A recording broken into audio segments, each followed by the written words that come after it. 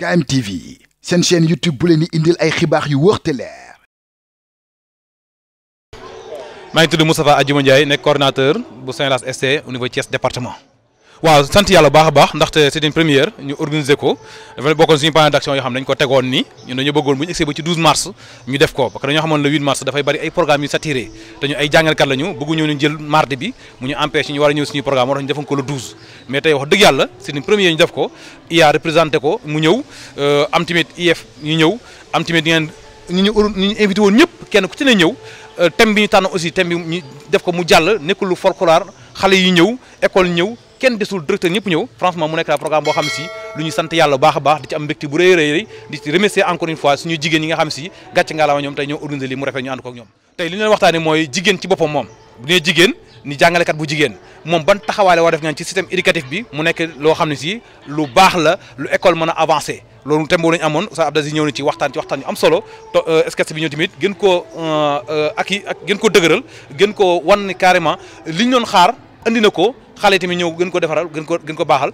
loolu daal lañ ci jàppale. jigéen ñi si ñoom dañu am ay problème yoo xam dafa bëri boo xoolee jigéen ñoom wax nañu pourquoi ñoom bu ñu faatoo ñooñu seen capital décès bi seen i doom duñu ko mën a doon loolu problème la boo xam ne ci problème mu jigéen ñi la bi def moo tamit ñoom jigéen ñi ñoom ñoo ne dañoo bëgg a jël seen i responsabilité ci wàllu système éducatif bi boo xoolee jigéen ñi tey li ñu am tey ci wàllu njàng ci wàllu xam-xam lu bëri bëri ñu ko am pare te responsabilité yu bëri bëri manqué nañ ko donte mi ngi am nag mais ñoom dañoo bëgg a gën a yëg seen bopp nañ ci taxawaay bi moo taxoon ñu indi woon thème boobu pour ñoom ñu gën a yëg seen bopp ñi ngeen xamuñu ñu xam ñi xamoon gën ko dolli ko ñun dañuy sant ci question la ñuy sant baax a baax suñu syndicalistes yi ñoom donte ay jigéen lañu waaye ñoom ay yaay lañu ay jàngalekat lañu ay ndey lañu bu yaay ak ndey du benn nag waaye ñoom nee na ñi ngi sant bu baax a baax suñu syndicat yi ñu bari ñu ngi ŋàññ suñu syndicat yi waaye ñun au niveau Saint-Las ST ñu ngi remercier bu baax a baax suñu syndicat yi rawat na suñu secrétaire général di Moustapha Sagnane parce que li ñu am nii ci ay acquis yoo xam ne waxtaan ak nguur gi ba d'accord ko buñ ko nekkee lu ñu dëggal day nekk lu historique moo tax ñun ñu ngi remercier suñu secrétaire général Moustapha Sagnane waaye nekk ci gannaawam xam ne ko Thiès département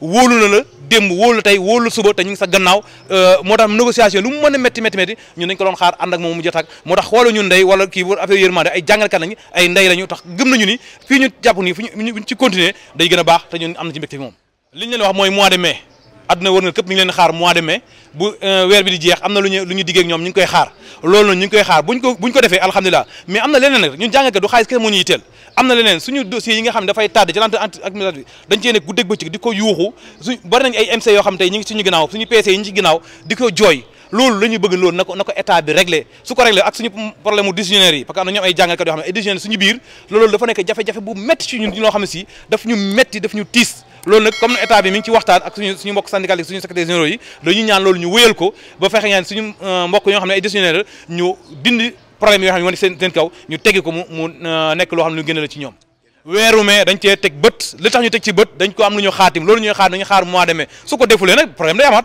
te gëm nañu état bu Sénégal loolu dina ko def yaakaar nañu ni ak li ñu xam ne enjeu ni mu demee loolu dañ ko réglé. Bon, d'abord, je me présente, c'est M. Ousmane Diouf, secrétaire adjoint en français du syndicat Saint-Las FC de Thiès département. Bon, je dirais que la commémoration de la journée de la femme est une journée très importante. Car beaucoup de personnes pensent que c'est une fête, mais je dirais que ce n'est pas tel. Parce que tout simplement, quand on parle du mois de mars, avant même de parler de la femme, on peut parler des femmes de Nder, par exemple. Les femmes de Nder. Donc la journée du 8 mars, c'était tout simplement une journée de bilan. Maintenant, les femmes doivent se poser la question de 2021, de mars 2021 à mars 2022, quels sont les acquis? Maintenant, s'il y a des acquis, on peut les fêter. Maintenant, aussi, lors de ce mois-là, ils doivent se faire entendre. Par exemple, d'autres revendications qui vont venir dans le futur. Donc, c'était tout simplement l'objectif de la journée d'aujourd'hui. Oui, le thème d'aujourd'hui, c'était tout simplement femmes et le travail syndical dans l'éducation. Autrement dit, le rôle de la femme dans le travail syndical et dans l'éducation. Oui, bon, monsieur, écoutez, moi j'ai fait beaucoup de syndicats. Mais ce que j'ai vu ici, dans le syndicat Saint-Las FC Thiès département, je ne l'ai pas vu ailleurs. Vraiment, ici, on trouve des femmes qui sont motivées. Des femmes travailleuses, vraiment.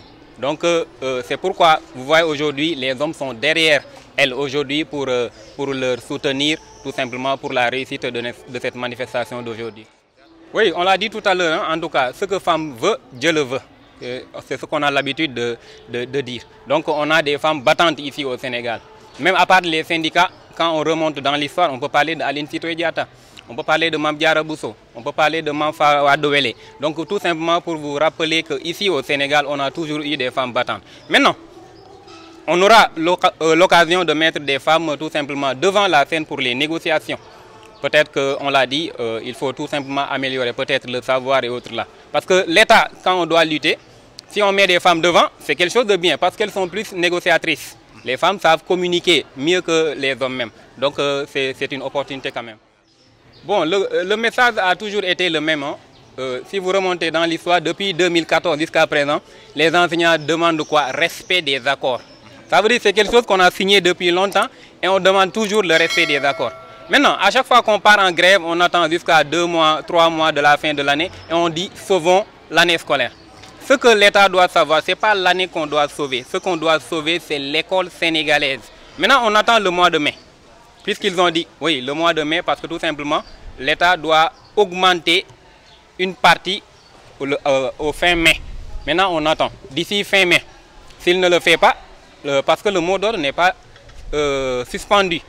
On n'a pas levé, on a suspendu le mot d'ordre. Maintenant, si l'État ne respecte pas tout simplement les accords aussi, on va retourner tout simplement. Oui, bien sûr. Ce n'est pas tout simplement même les maîtres contractuels, c'est pour tous les enseignants, même les fonctionnaires.